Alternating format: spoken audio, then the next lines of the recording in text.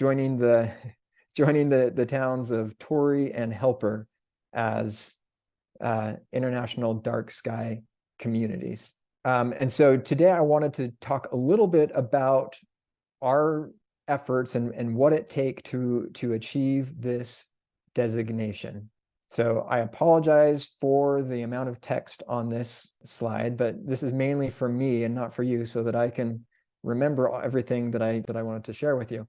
So as I mentioned earlier, beginning ever since the early 90s, the town has been pretty conscientious about how we regulate outdoor lighting. But it wasn't until 2009 that we adopted a comprehensive outdoor lighting ordinance.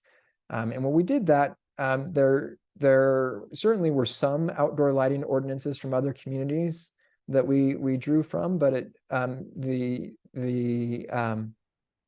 knowledge and knowledge base and community that supports night skies certainly wasn't as robust then as it is now. And so we relied on some experts from the National Park Service, some night sky experts, some of whom are on this call today, to help us put together our initial ordinance in 2009. And that ordinance was more particular about how we regulated lighting, required a certain style of fixture. It limited lighting to certain applications. And importantly, it included a 7-year amortization period for all non-compliant outdoor lighting. So all the lighting that had been installed previous that was detrimental to our night sky, we said, you've got to fix that within 7 years. One of the biggest sources of artificial light from outdoor lighting that was degrading the night sky was actually from the town's street lights. For those of you that are familiar with Springdale, we are a long, narrow town. We're about 3 miles long with really one main street that runs through town, and that's Utah State Route 9, which serves as our main street. And all up and down that street, we had those old style Cobra head street lights, which were really bad in terms of night sky preservation.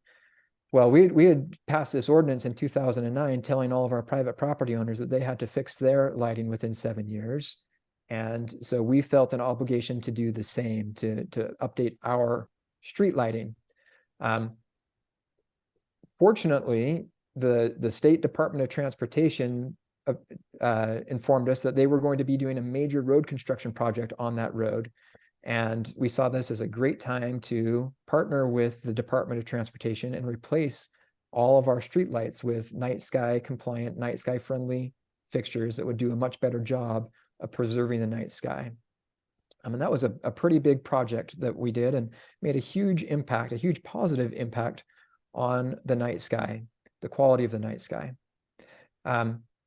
We also discovered that in 2009, the lighting technologies had evolved quite a bit from 2009 when we adopted our first ordinance. Certainly, there were a lot of advancements in LED lighting, and LED had replaced the older styles of lighting as the predominant lighting in new development. And our ordinance wasn't really set up well to address some of the particular impacts of LED lighting on the night sky. So in 2019, we made some changes to our ordinance to kind of bring it more up to the state of current lighting practices and to address some the recent LED lighting advancements.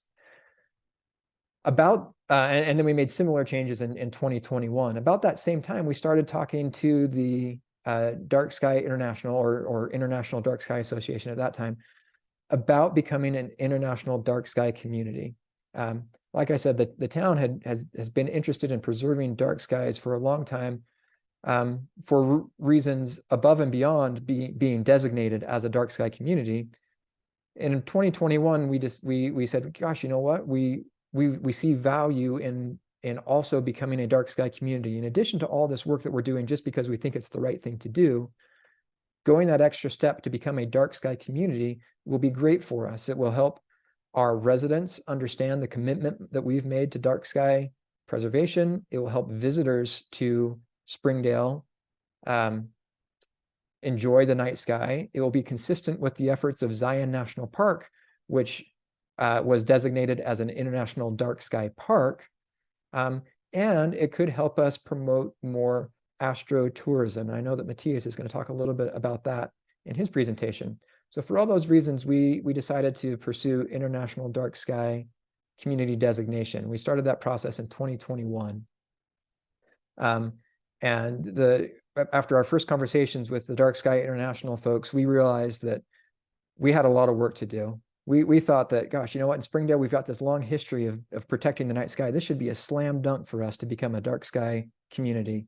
It was not a slam dunk. And we learned that really quickly after our first conversations with Dark Sky International. So we spent a full year preparing to submit our nomination for dark sky community designation. We had to make additional changes to our lighting ordinance.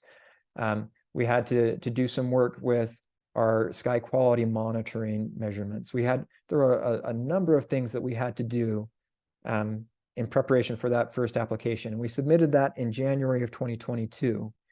And again, we thought, hey, this is fantastic. We have done such a great job on this. We rock. We are going to be like the poster child for dark sky communities. And the Dark Sky folks, International Dark Sky Association, came back and said, hey, this is a great first attempt. And here's all the things that you need to change. And it was a really long list that we needed to change, a really long correction letter. And so we spent another year working on all those changes and all those corrections, and even more changes to our outdoor lighting ordinance were necessary. We spent a full year making those changes to our nomination application. And finally, in January of 2023, we submitted our second nomination application. And we were thrilled in May of this year when the Dark Sky folks got back to us and said, this looks good. There are a few tweaks you need to make, a few little tweaks and changes, but this looks pretty good. And that led to July 20th when we were officially designated as an International Dark Sky Community. We specifically chose July 20th, 2023 as the date that we wanted to be announced as a dark sky community, to do that in conjunction with the moon landing date. Matthias had some really nice things to say about the correlation between the moon landing date and the effort that it took to land a man on the moon, and the effort that it took to become a dark sky designated community, an international dark sky community. And so it was very intentional why we chose that date. And we were thrilled to be able to be a dark sky community, and now are thrilled to be a dark sky community. This is not something that happens all alone. We had great partners right from the beginning. Like I mentioned, Zion National Park, we relied on heavily for expertise. And we learned a lot from them when they went through their dark sky park designation process. We had some great partners at your sister organization, the Colorado Plateau Dark Sky Cooperative. Obviously, the folks at Dark Sky International were a huge help to us. And we had a lot of help from just individual members from the community. And like I said, some of you are in this list or on the call today, and could not have done it without your hard work and your commitment and your volunteering your expert and insights to us. And I listed some key folks from the town staff who participated in that. And Matthias knows who some of these folks are. These names are going to be foreign to you, but what I think is interesting is if I tell you the job functions of these people, I think is interesting. Shelley Heaton is our zoning administrator. Jeff McKee is our code enforcement officer. Rick Wixom is our town manager. Ryan Gubler is our Parks and Recreation Director. Robin Sanders is our Community Center Director. And Niall Connolly is our Town Planner. So that's a really diverse group of people who brought their skills together and resources from their departments to make this work for us to become a dark sky community. So it really is a comprehensive and communal effort. Just the last point that I really want to make about dark sky our dark sky designation, and I know Matthias is going to touch on this as well, so I'll just be quick. This is the night sky panorama photograph that we submitted with our dark sky application. And a couple of things to note here, shown in red arrows. This photo is taken from one of the darkest points in Springdale. But you can see, and particularly in that lower photograph, the lower portion of the photo, the sky glow from adjoining or nearby metropolitan areas. We feel like we do a great job of dark sky preservation in Springdale. However, our efforts alone will not protect the dark night sky in Springdale. We're under threat from our night skies are under threat from lighting in our nearby communities of St. George, Hurricane, and even Cedar City. So we are really doing our best to not only do what we can within the town of Springdale to protect night skies, but also to be advocates for quality outdoor lighting, and to help inform and educate our neighboring communities about the importance of quality outdoor lighting, just because really night sky preservation is a regional issue that has to be done effectively on a regional basis. This I just wanted to end with a fun photo of the night skies taken from inside Zion National Park looking back towards Springdale. And thank you for your time. And again, thank you for all of your efforts to preserve the night sky. Thank you, Tom. That was wonderful. I really appreciate all the history that you provided there, and recognizing all of the team. Perhaps we should, does anyone want to address Tom's questions right now? Or we can also wait till the end, but if anyone has any dire questions you need to ask right now, feel free to raise your hand. I do have a question for Tom, if you don't mind. Go ahead. Congratulations on your work, by the way. It's very impressive and inspiring. My question is, what was the level of opposition within the citizens of Springdale, and how did you overcome that? Because that is something that we've encountered a lot in Nevada, where especially in rural communities, the idea of ordinances and rules surrounding lighting can be seen with suspicion and sometimes even hostility. Yeah, great question. So back before we adopted our 2009 ordinance, we did a lot of community outreach and community education proactively. Before we even started talking about an ordinance, we started telling people about, here's why night skies are important. Here are the benefits. Here's what a dark night sky means for you personally. Here's how it impacts you personally. And then we also did a lot of education about outdoor quality night sky outdoor lighting does not mean no lighting. It doesn't mean that you can't have lighting. You know, we get the concerns about security and safety and crime. And we did a lot of education about, well, it doesn't mean quality outdoor lighting does not mean that you can't light your property to mitigate those concerns. And so we did a lot of community outreach before we even started talking about regulation, before we started talking about an ordinance, and got their buy-in to understand the benefits of a night sky. And that helped us when we went to a regulation. Now, that doesn't mean that everybody was bought in fully, and there was community opposition. And in fact, one of the reasons why it took us so long to start talking about designation as a dark sky community is because of community opposition, because there were certain things that we needed to put in our ordinance to qualify to become a dark sky community that our community fought against and said, that's a bridge too far. You know, we can go so far, but you know, to do this little incremental additional bit just to get a designation, that's not worth it. And so it took us a long time to help overcome those concerns. And it's just a constant process of education and information.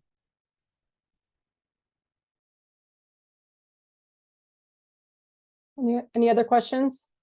Thank you, John, for posing that question, because I think that's an important element for this group. Well, if you have more questions, please jot them down and save them. Tom, again, congratulations to you and all the amazing work you've done in Springdale, and indeed you are a leader, and we appreciate what you're providing to us today, educating us in this process that you're going through. Ashley, did you want to say something? Oh, just wanted to confirm that Tom will be around after Matthias's presentation too, to answer questions. Good point. Okay, great. Tom, you can join us through the next segment here. Thanks. Good question, Ashley. Thank you. Yep, I'll be here. Matthias. Okay, fantastic. Matthias, I'd like to introduce you now for your presentation. Take it away. Yeah, thank you guys for having me. And I moved here from New York City. Think about having a light ordinance in New York City. Impossible. I moved out here 3 years, actually almost to the day 3 years ago, to work at Cedar Breaks. And the first night I came up to Cedar Breaks and I looked at the night sky, I went, wow. I could not identify one constellation because of the amount of stars I could see. And then I thought, this is a setup. The Park Service is projecting this on the night sky just because they know I'm here. And I figured they can't do this 2 nights in a row. So I went there the next night. And the same thing happened. And I also figured that the Park Service probably doesn't have the budget for holographic projection on the celestial hemisphere. So I figured it was real. And what is also real is that Tom and his team brought people together over a long period of time in an ultra marathon to make this happen. This is something that they can look back on to get something really difficult done, to convince people and educate people. And if you think about the date of the announcement, which was July 20th, which is the anniversary of the moon landing, in the night sky programs that I do, there's still people that come up to me and say, we never landed on the moon, right? And I usually respond, I think about it for a moment and I said, well, it was all filmed. In the 60s, NASA went to Stanley Kubrick and asked him, can you film the moon landing? And he thought about it for a moment. And if you know Stanley Kubrick, he's a detail obsessed. He's a perfectionist. And he said, yes, I'll film it, but I want to shoot on location. And most people get the joke. And of course, the person that's saying we never land on the moon doesn't. So education is really important, especially today. And why Springdale's effort are so important is because I don't want to say it's easy for places like a national park to become a dark sky accredited or become a dark sky park. But it's probably a little bit easier because we have control over our lights. We can swap out the lights. We can invest money to do proper light shielding, motion detection sensors, because we have authority what happens inside the boundaries of the park. And a community like Springdale, they have to get everybody involved. And convincing people that what you're doing is actually beneficial and that the benefits far outweigh the costs is a long process.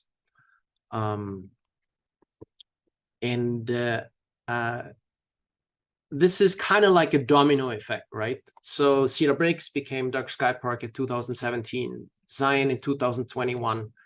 There are currently, I think, 20 dark sky places in Utah, the most of any state in the world. And the dark skies are an asset that we can leverage.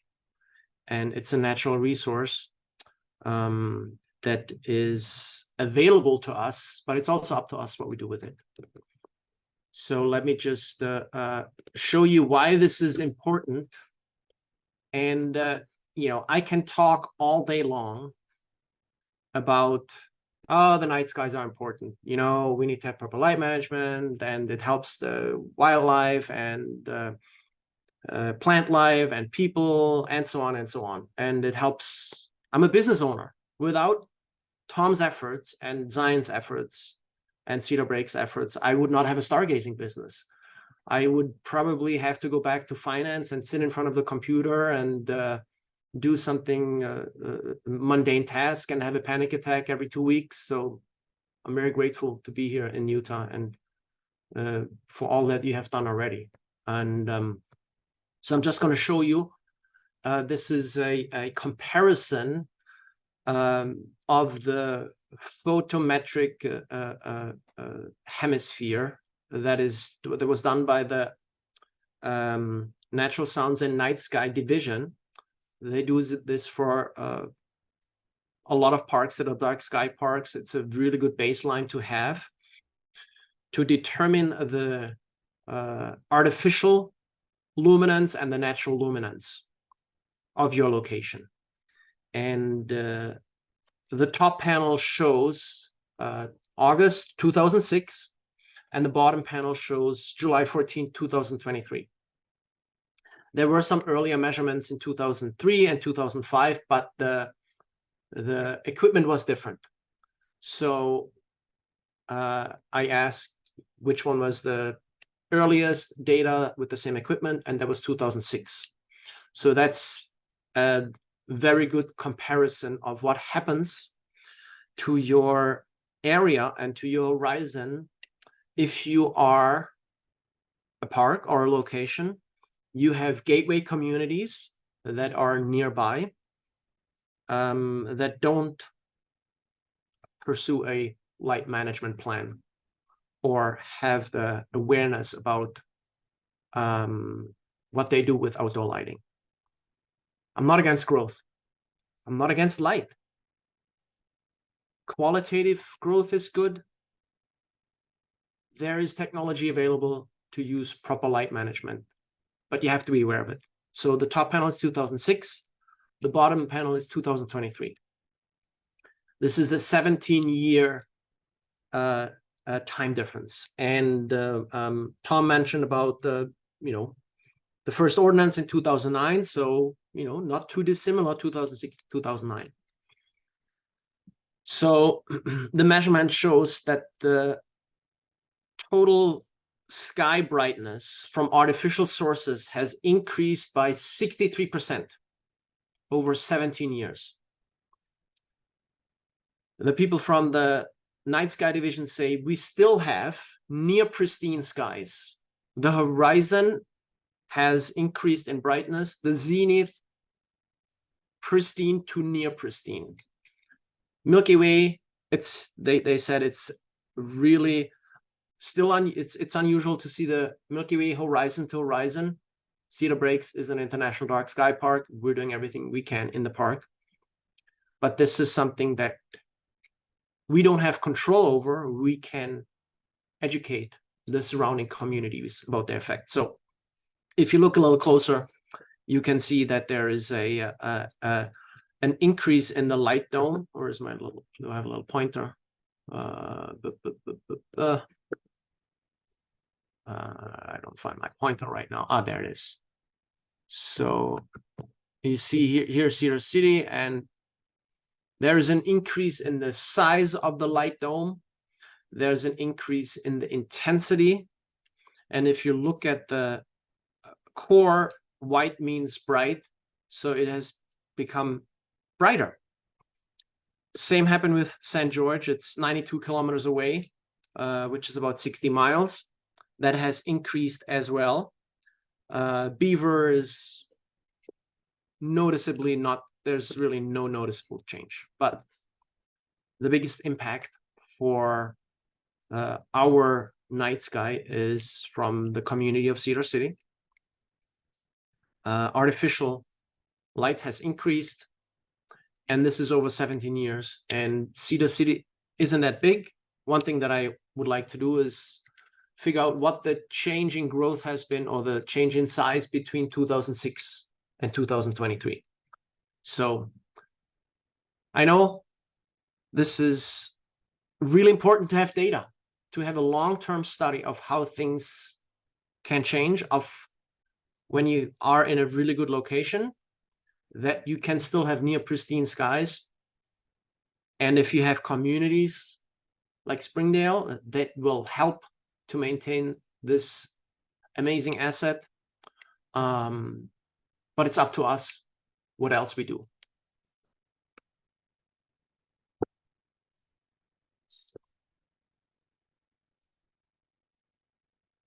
I want to clear this little.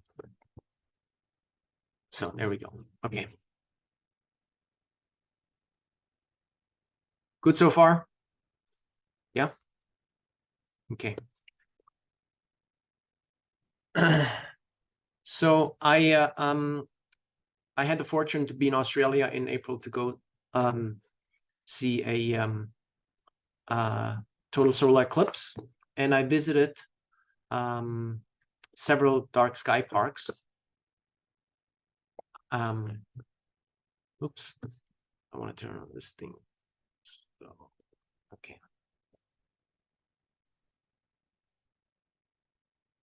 Okay, so Australia, as big as the United States, 35 million citizens.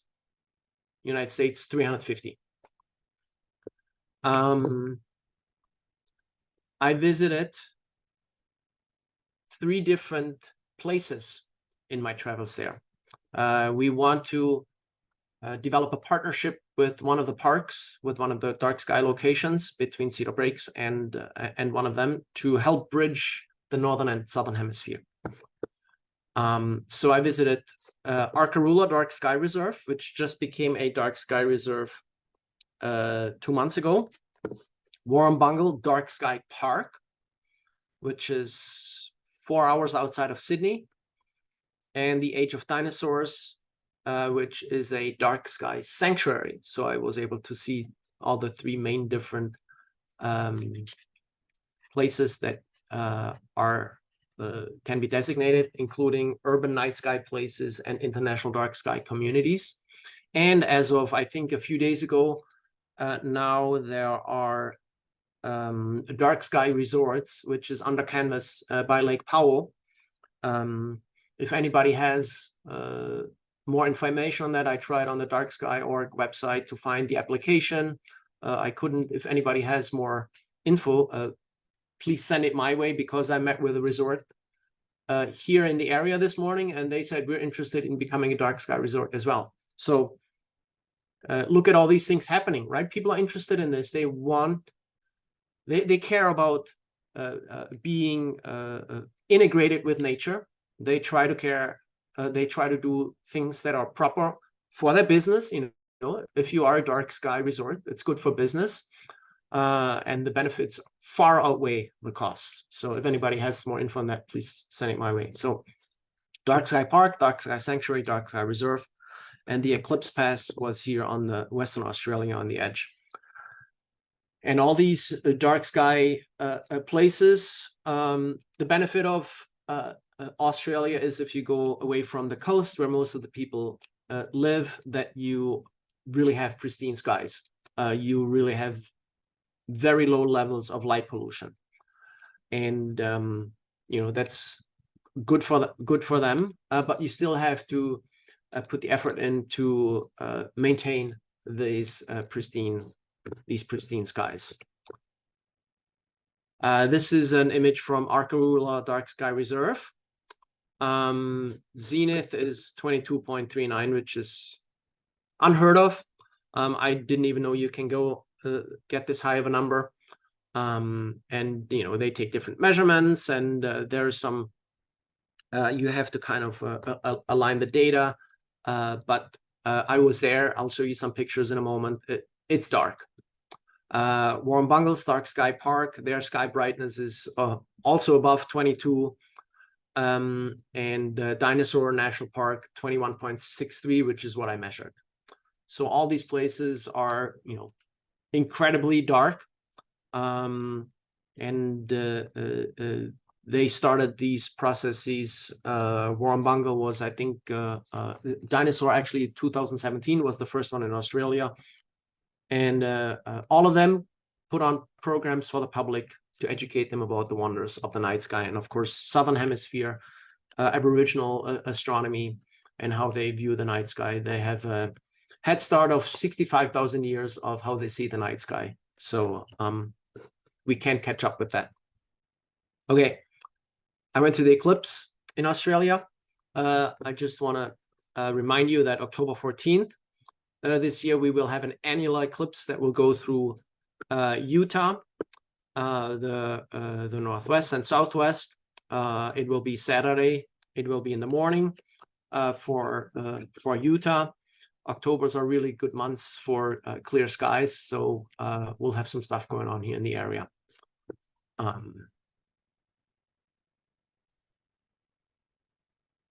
So I can show you some pictures about how dark the skies are there.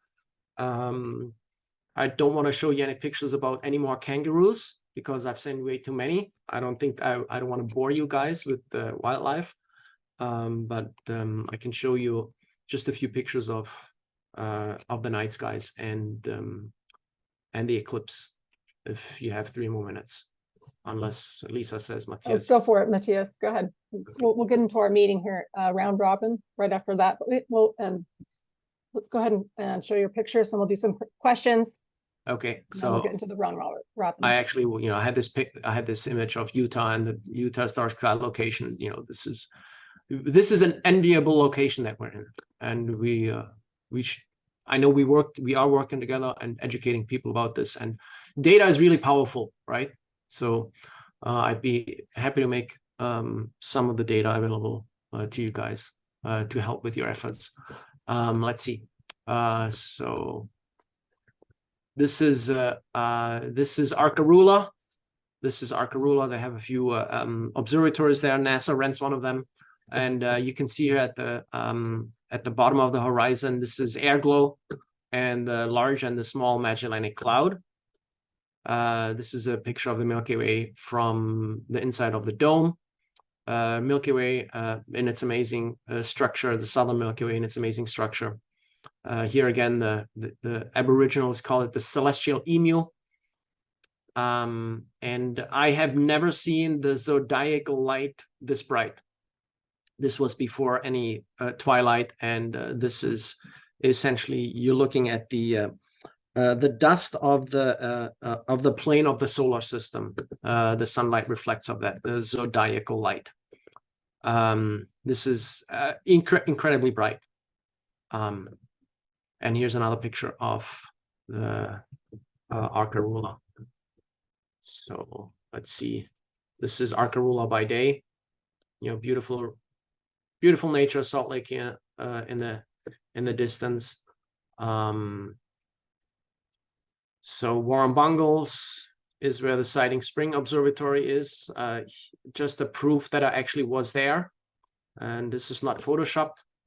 Warrumbungle is a dark sky park.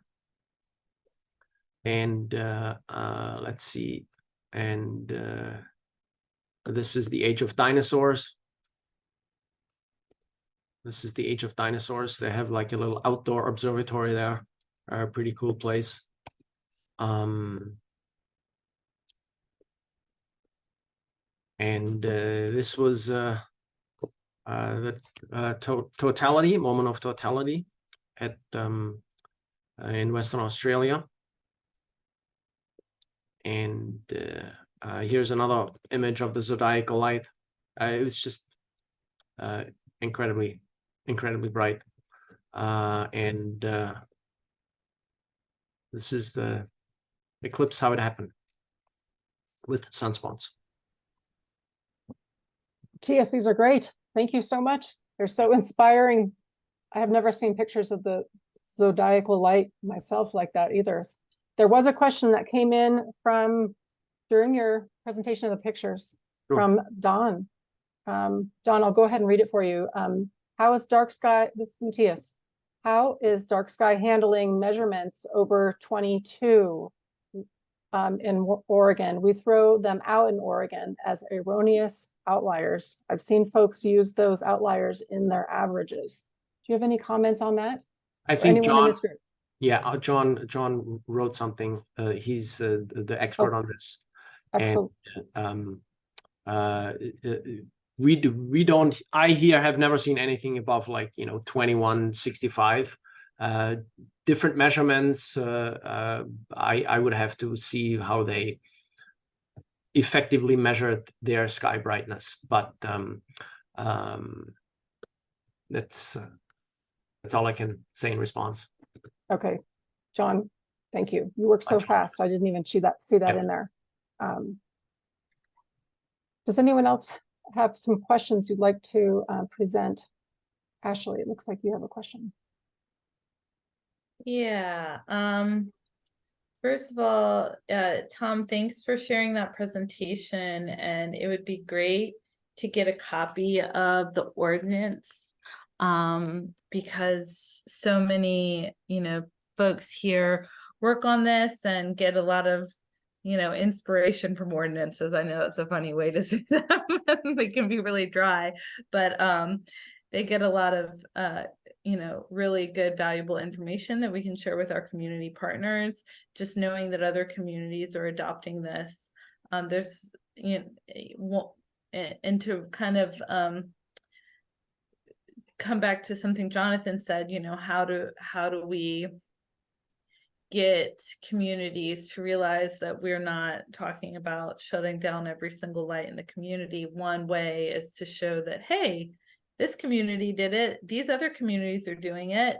It's not, we're not a bunch of crazies, so it's normal. Actually, he did provide, Tom provided the link in the in our chat, so I can send that out in an email and put that in our notes today. Yeah, let's put it in those notes. Thank you so much. Absolutely. And thanks for that presentation and that history. I think, as Matthias said, it is easier in parks and communities for sure, but I think nobody really, I think people are like, we have dark skies, let's become a dark sky certified place. And it's a lot harder than that.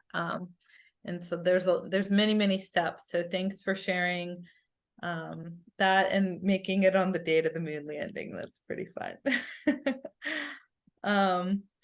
The other question I guess I had for you, Matthias, is you were talking about how the lights in Cedar City changed and how you wanted to, see what the population change was.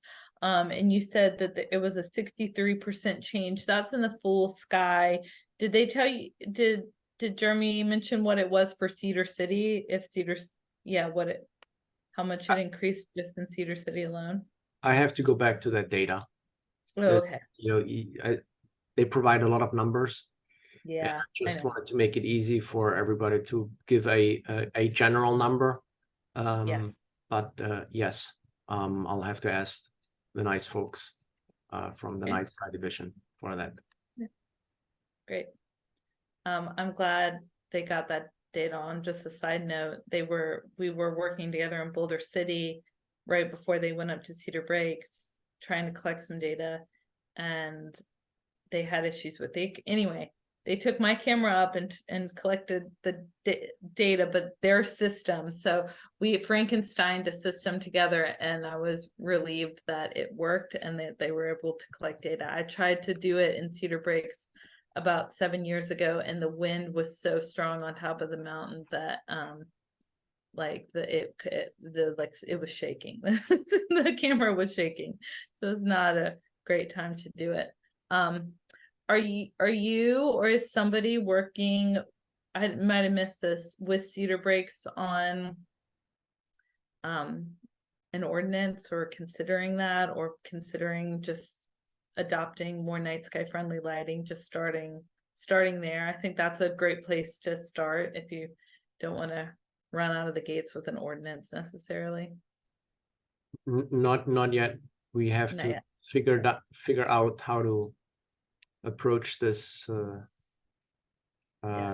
topic. There was a teenager by one of the SU professors that made a presentation to the city council. I think it was 1.5 years ago, Lisa, right? That's great.